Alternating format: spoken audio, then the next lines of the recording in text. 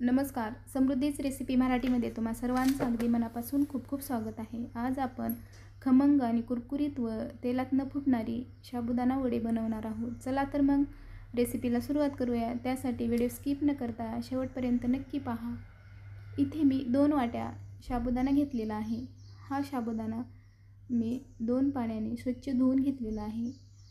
स्वच्छ धुवून घेतल्यानंतर हा साबुदाणा मी बोट बुडेल इतपत पाणी ठेवलेलं आहे त्यामध्ये. त्यानंतर साबुदाणा आपल्याला हा रात्रभर भिजत ठेवायचा आहे.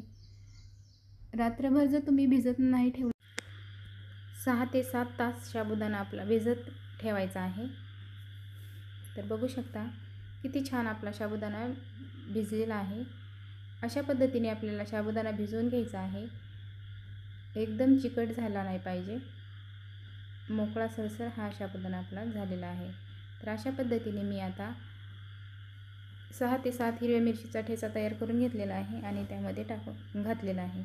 तर अशा पद्धतीने तुम्हाला जर इथे हिरवी मिरची वापरायची नसेल तर तुम्ही लाल मिरचीही वापरू शकता. लाल मिरचीमध्ये पण खूप छान होतात. त्यानंतर इथे मी चवीनुसार मीठ टाकलेलं आहे आणि हे सर्व मिक्स करून घेतलेलं आहे. त्यानंतर 3 बटाटे उकडून घेतलेले आहेत आणि त्याचे साल काढून मी मॅशरच्या साहाय्याने एकदम बारीक असे मॅश करून घेतलेले आहेत आणि तेही मी शाबूमध्ये घातलेले आहे. त्यानंतर 1 वाटी शेंगदाण्याचा कूट, भाजून घेतलेले शेंगदाणे मी बारीक करून घेतलेले आहेत आणि तेही मी शाबूमध्ये घातलेले आहेत. तर अशा पद्धतीने मी हे सर्व मिक्स करून घेणार आहे. इथे मी कसलाही पाण्याचा वापर केलेला नाही आणि आपल्याला गरजही वाटत नाही पाण्याची. तर बघू शकता किती परफेक्ट असं आपलं मिश्रण तयार झालेलं आहे, एकदम छान. तर आता आपण वडे तयार करण्यासाठी घेणार आहोत. तर बघू शकता तुम्ही इथे लहान मोठ्या साईजचे वडे करू शकता.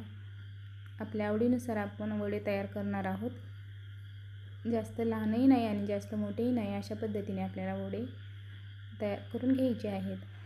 तर बघू शकता मी अशा पद्धतीने वडा तयार करत आहे. किती छान आपला वडा तयार झालेला आहे. तर बघू शकता अशा पद्धतीने मी सर्व वडे तयार करून घेतलेले आहेत. त्यानंतर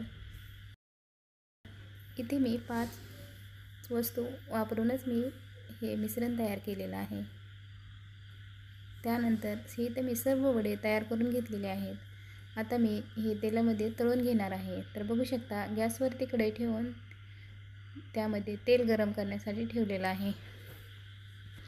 तेल आपलं छान गरम झालेलं आहे. आता मी अलगद असे वडा तेलामध्ये टाकणार आहे.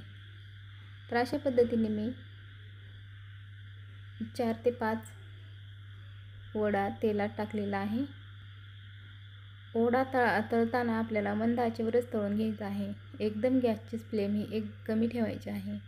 जास्त फुल करायचं नाही. जास्त जर फुल केला तर आपला वडा मधून कच्चा राहील. अशा पद्धतीने मी वडा तळून घेतलेला आहे.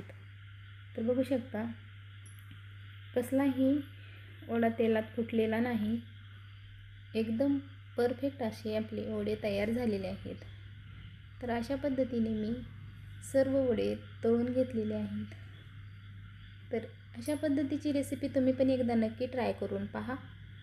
व्हिडिओ आवडला तर लाईक, शेअर आणि सबस्क्राईब करायला विसरू नका. पूर्ण व्हिडिओ पाहिल्याबद्दल धन्यवाद. पुन्हा भेटूया अशाच एका छानशा रेसिपीमध्ये.